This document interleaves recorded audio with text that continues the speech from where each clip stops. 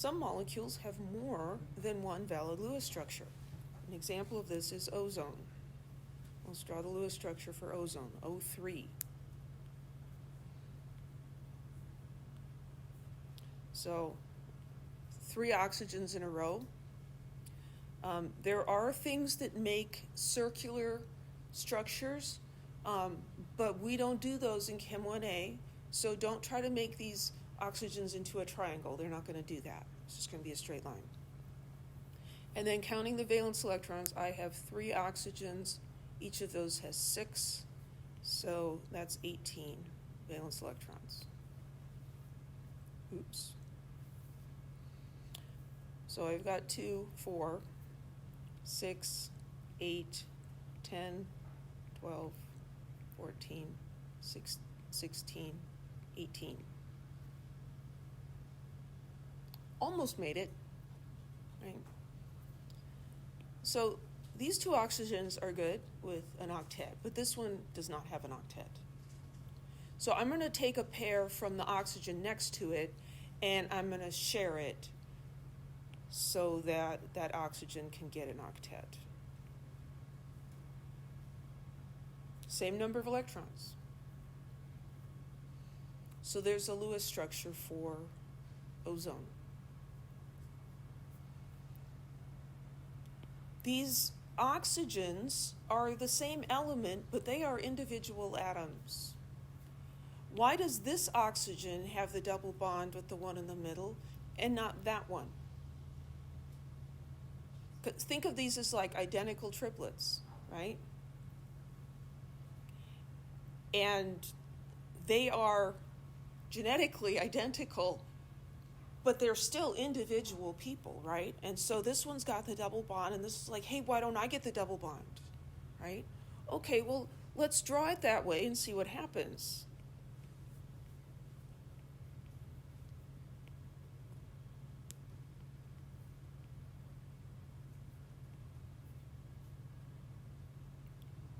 So there we go, right? Put the double bond at the other end of the molecule. Which one is right? They both are, in a way. The actual molecule is a combination of these 2 structures. So these are called resonance structures. The way we've drawn it, we have a single bond and a double bond. But in fact, when you study ozone molecules, the bond lengths here are identical. They're the same. So the bond here and here is like somewhere between. It's like a 1.5 bond. Lewis theory doesn't handle that well at all. So the best we can do is draw a double-headed arrow between those and say the actual structure is a kind of average of those 2. Now, a common misinterpretation is that it oscillates back and forth or resonates, right? Like it's this and then it's that and then it's this and then it's that. That's not how it is. So those are called resonance structures. Any questions?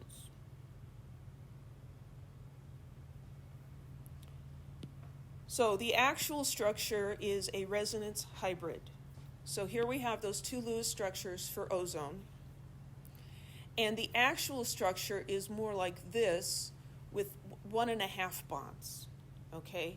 And it doesn't vibrate back and forth, and let's look at these dogs to figure out, why it doesn't do that. So here we have a German Shepherd, and that looks like maybe a Golden Retriever. And so these 2 dogs have a puppy, and the puppy looks like this. It kind of looks like dad, and it kind of looks like mom. Does this puppy look like a German Shepherd one day and a Labrador Retriever the next day? No, that's silly. It can't. It always looks like this, right? It's white with some black spots. Kind of looks like both of them all the time.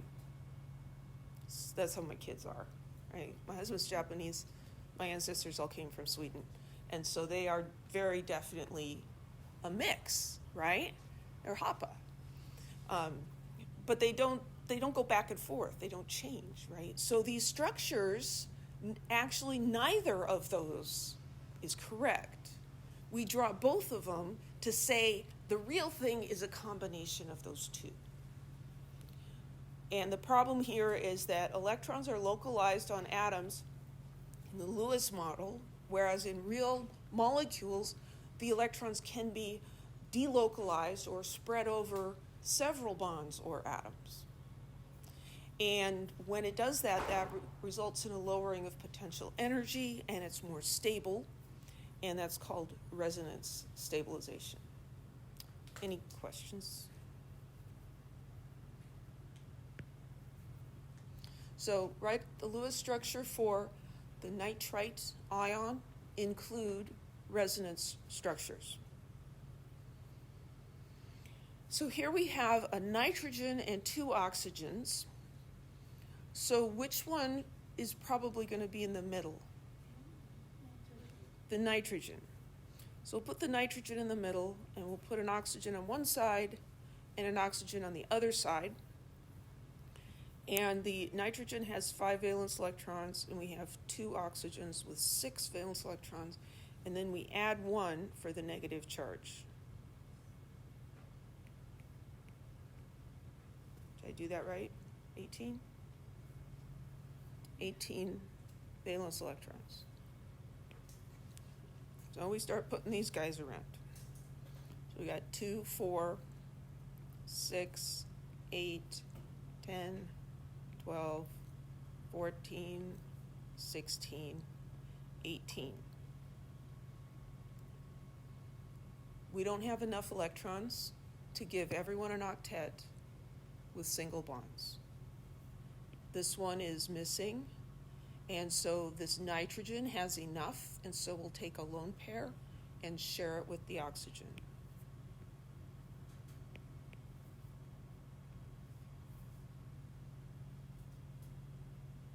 And that worked out just like the ozone, didn't it?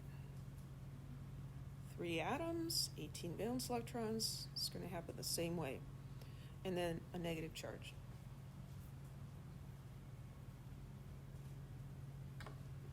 So what's the other possible structure? Move that double bond, right? So this one has a double bond. Why does that oxygen get the double bond? Why not that one? Well, there is no reason. In reality, that second bond here is shared between all of them, but we can't draw it that way.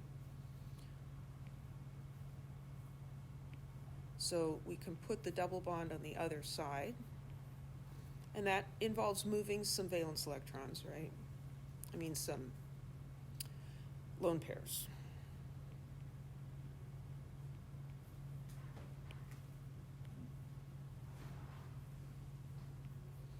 And then to indicate that these are resonance structures, we put the double-headed arrow in between. Any questions? Almost all the resonance structures that we are going to see in Chem 1A involve a situation like this, where you have 2 or more of an identical element, where one gets the double bond and the others don't. And so then the resonance structures are trying out the double bond with each of the other identical atoms. That's what usually happens. Okay, which structure is not a resonance structure of this guy?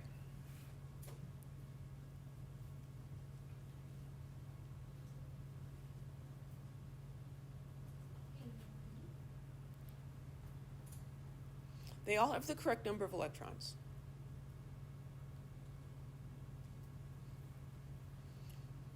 How are these 3 different? Well, this one has 2 double bonds. This one has a triple bond over here, triple bond over there, but there's something else that's different. Yeah.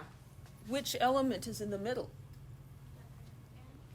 Right? So here we have N in the middle, but for this one we have C in the middle. In a resonance structure, you're not going to change how the atoms are connected. You're only going to be moving multiple bonds.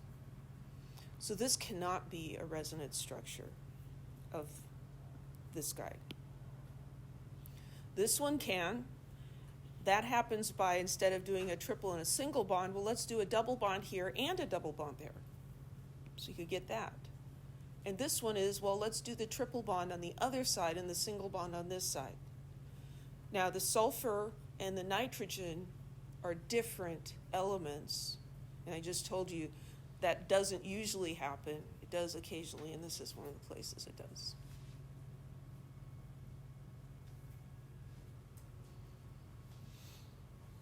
So we have something called formal charge that helps us to choose between different possible Lewis structures when they aren't resonance structures.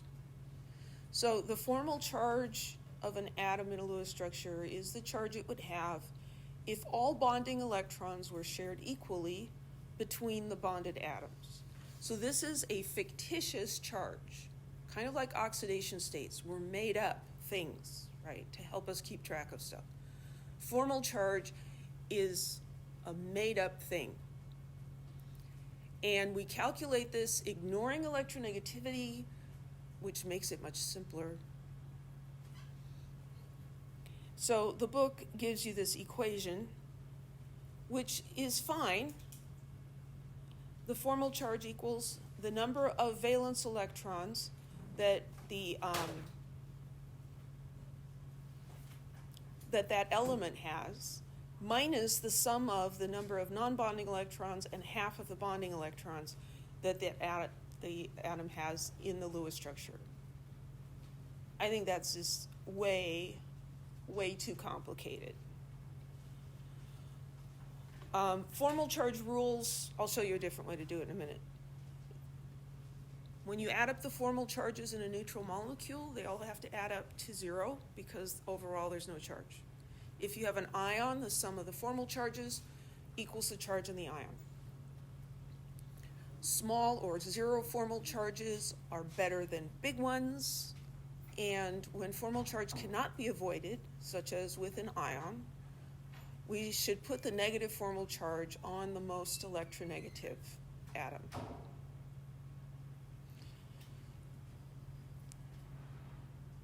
So here we're going to look at HCN and compare the two Lewis structures. So they're drawn down here, but I'm going to draw them out up here as well so that I can write all over them.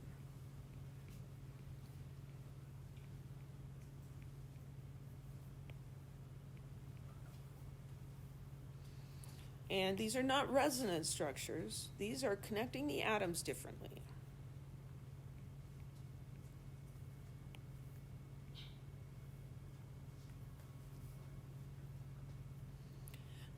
So we can make these two different structures. Which one is better? We're going to use formal charges. So the way I think of this is these atoms brought their valence electrons and they formed a little corporation. They formed a business. And they all got together and they're doing their thing, and now something bad happened and they're going to dissolve the business. And we're going to do that by just cutting all the bonds in half. So we're going to cut that in half, and we're going to cut that in half, so that the hydrogen gets half of that and the carbon gets half. So if we think about those bonds as having an electron at each end,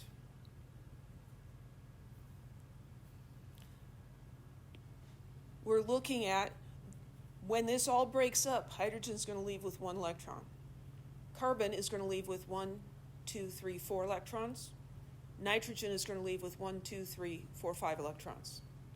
So we're going to compare how these elements did as a result of being in this business and then dissolving the business. Well, how many valence electrons did they have when they came in, and how many are they leaving with? So how many valence electrons does hydrogen have? Well, it has 1, right? 1 valence electron for hydrogen, and how many does it leave with? 1.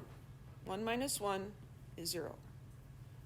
The formal charge on hydrogen is 0. That's good. How many valence electrons did carbon have when it came in? 4, right? You just look at the periodic table. How many is it leaving with? 4. There's this one here. 1, 2, 3, 4. 4 minus 4, 0. How many valence electrons did nitrogen have before it became part of the business? It had 5. And how many is it leaving with? 5. 5 minus 5 is 0. Okay, well, that's all kind of boring. Let's do this other one. This time I'm not going to draw the dots at the end of the lines. We're going to try to remember that. So here's hydrogen. Hydrogen starts with 1 electron, and it leaves with 1 electron. That always happens with hydrogen. So nitrogen in the middle, nitrogen started with 5, and how many is it leaving with? 4. So 5 minus 4 is 1. That's a formal charge of 1. Over here, carbon started with 4, and it's leaving with 5. 4 minus 5 is negative 1. If we add the formal charges up, 0, plus 1, and minus 1, they all add up to 0, which tells us that we did our formal charges right. These formal charges are larger than those formal charges. 0 is better. So if you can draw a structure where you get 0 formal charges, that's the better structure. Any questions? So there's really almost no math here. You have to subtract 2 numbers. There's no half of this and whatever. Just draw a line through the bonds and count what everybody gets, compare it to what they had before. Yes? Would this method be applied to every structure, like when we do the polyatomic ions, or just when we're finding the structure? For a lot of molecules, there's only one way to draw the structure. And so then you don't need to mess around with formal charges. For some, there are multiple ways to do it. And what we'll find most importantly is formal charges can help us predict when the molecule is going to violate the octet rule.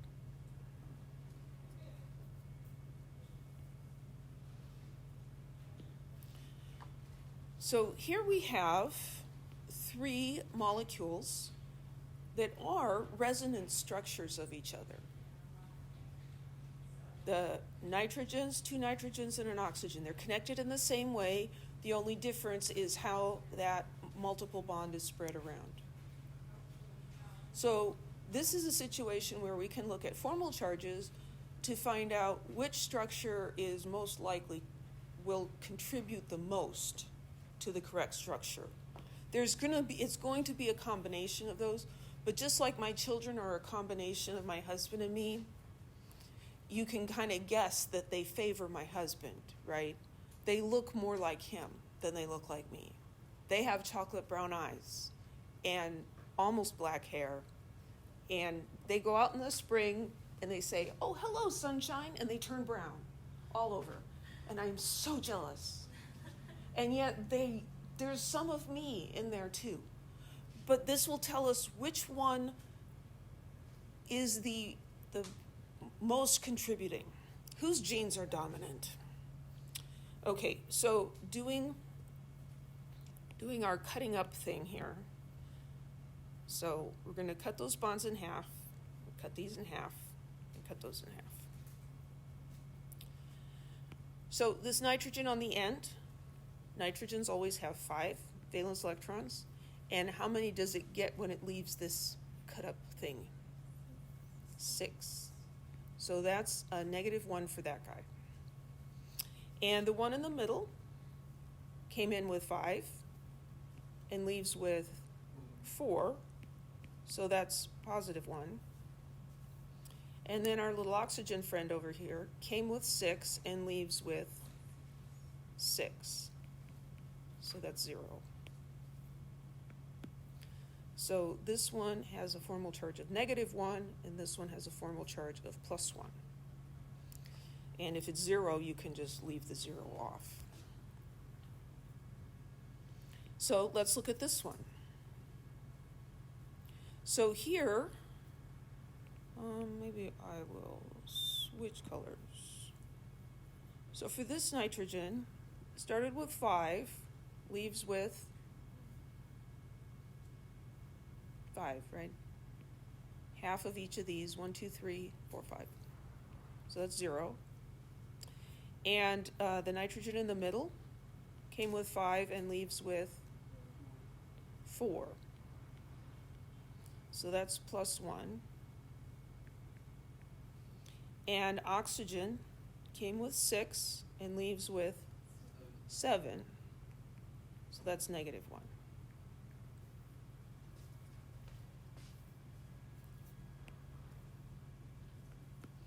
Okay, so let's do version C over here. So this nitrogen came in with 5, leaves with 7. So -1. The nitrogen in the middle comes with 5, leaves with 4. So that's +1.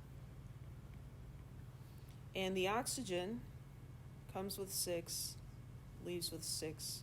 So that one's 0. Yes? Isn't the oxygen just come out with 5?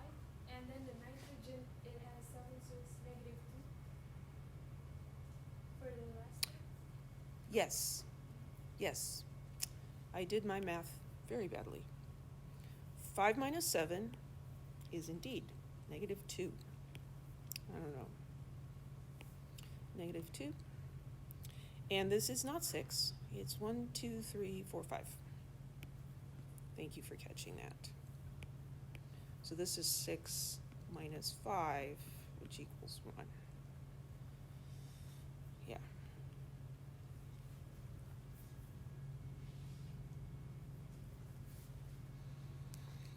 So we're going to look at the formal charges to see which one is best. So I'm going to get rid of some of this cluttery stuff here so that we can see a little better what those formal charges are.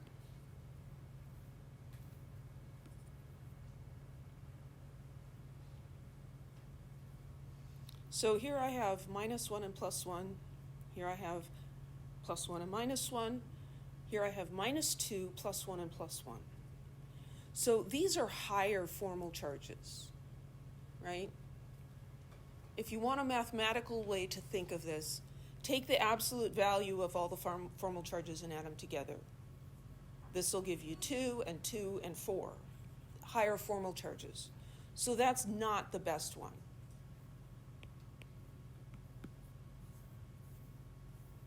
Come on. So that one's not the best. And then looking here.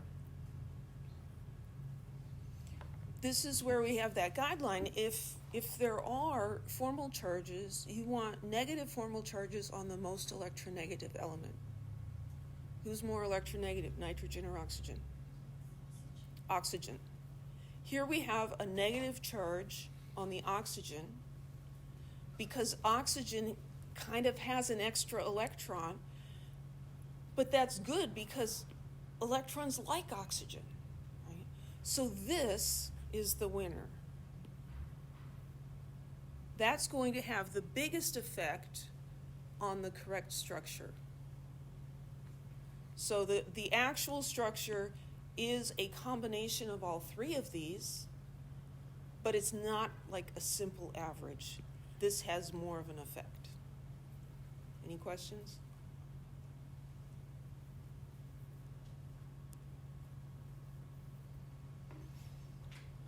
Draw the Lewis structure, including resonance structures for diazomethane, CH2N2. C is central. For each resonance structure, assign formal charges to all atoms that have formal charge. So this is a situation where we don't expect you to know or be able to predict the carbon would be in the middle. Here it says C is central. Sometimes on homework or exam problems, it'll underline the central atom we're telling you this one's in the middle. Okay? So here we've got carbon in the middle. So we're going to put carbon here. And then we've got 2 nitrogens and 2 hydrogens. And we have to figure out how to put these guys together. Well, we could do this, right? Put everybody on carbon.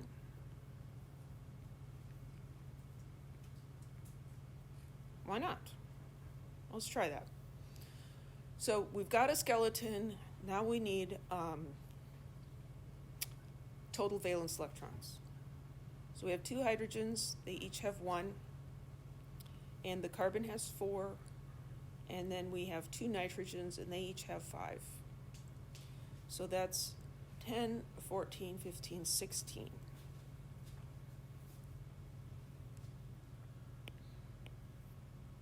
So now I'm going to go around and put my valence electrons in here. So I've got 2, 4, 6, 8, 10, 12, oops, can't do that, 14, 16. Hydrogen can only have 1 bond. 2, 4, 6, 8, 10, 12, 14, 16. I don't have enough electrons for the nitrogens to have octets. Can carbon share more with nitrogen? There's no lone pair there for it to share. And we can't have the nitrogen share with the carbon, because that's not actually going to help, and then carbon's going to have more than 8, and that's not cool. So this means that our structure was wrong. We connected the things wrong. So I was like, well, what else could we do, right? Well, so let's take off these guys. We'll bring them back later. We can't hang anything off the hydrogen, but we could hang something off the nitrogen. What if we took that hydrogen and put it on a nitrogen instead? Put it over here. Okay? 2, 4, 6, 8, 10, 12, 14, 16. Still doesn't work.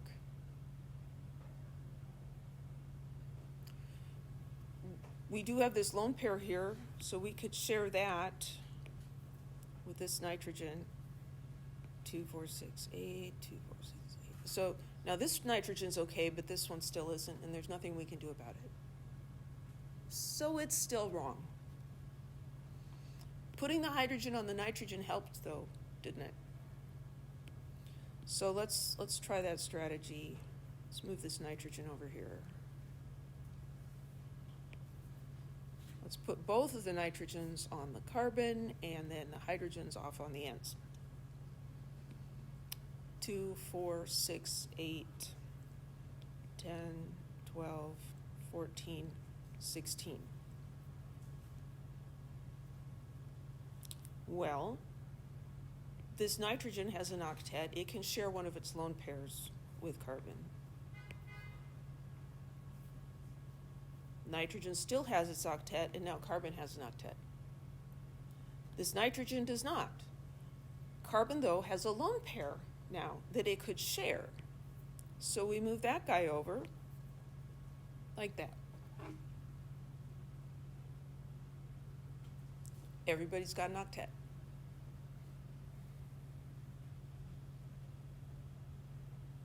Now, it says that there are resonance structures. So to find the resonance structures, we're going to look at, well, how could we rearrange these multiple bonds? I have a double and a double, so I can't just switch sides because they're the same already. But I could have a single and a triple.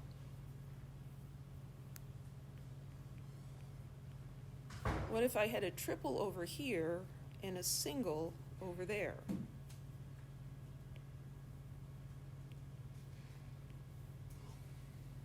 That's an octet for everybody. And now looking at this one, we could put the triple bond over here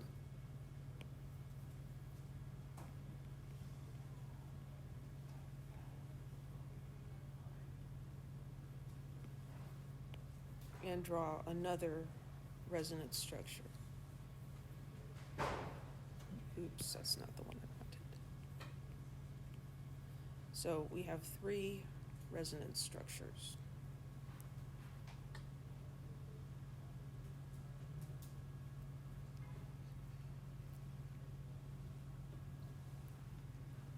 Now we're going to assign formal charges. You can always skip the hydrogens because they're always going to be 0.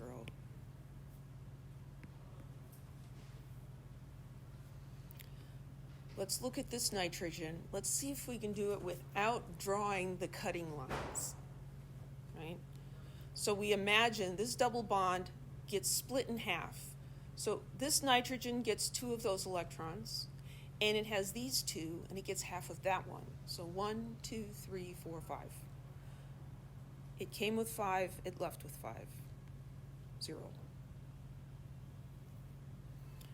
Carbon comes with 4.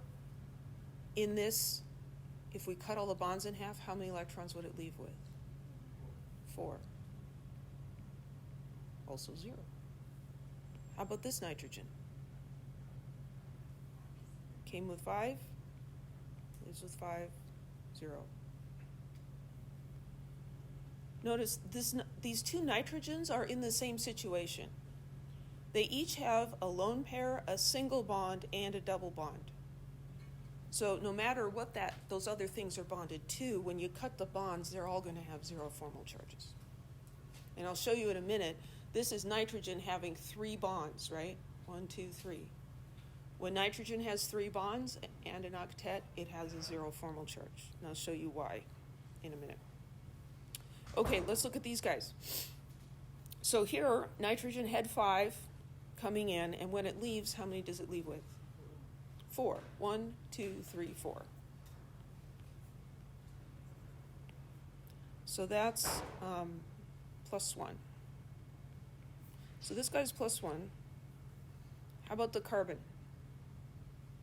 It came in with 4, it leaves with 4. So that one's 0. This one came with 5, leaves with 6. So this one's -1. So this guy's looking better, right?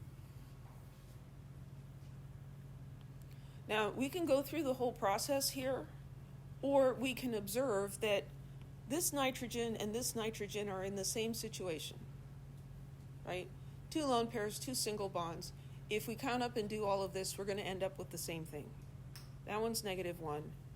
And over here, that one's going to be +1.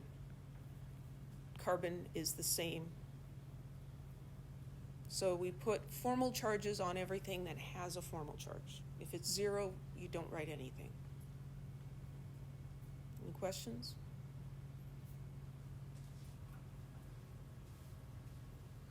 So I'm going to show you a little thing. So I was just saying that nitrogen with 3 bonds is going to have a 0 formal charge. So if we look at the Lewis structure for nitrogen, I don't know where that guy came from. He fell. How many unpaired electrons does nitrogen have? 3, right? And so it's going to make, okay, so yeah, I forgot these guys. 5 valence electrons, right? And if we go around and put them singly first and then pair them up, we end up with 3 that are unpaired. Those 3 are going to form bonds. When nitrogen has 3 bonds, it has a 0 formal charge. Let's look at oxygen. Oxygen has 1, 2, 3, 4, 5, 6. 6 valence electrons. How many unpaired? 2. If oxygen forms 2 bonds, it's going to have a 0 formal charge. Let's look at fluorine. 1, 2, 3, 4, 5, 6, 7. 1 unpaired electron. It wants to have 1 bond. So nitrogen typically forms 3 bonds. It could be a triple bond with something, could be 3 singles, a double and a single, but usually we see nitrogen with 3 bonds because when it does, it has a 0 formal charge, which is a good thing. Oxygen often has 2 bonds because that gives it a formal charge. Could be a double bond with carbon or something, or 2 single bonds. Fluorine typically forms just 1 bond. Okay, so that's kind of a shortcut thing.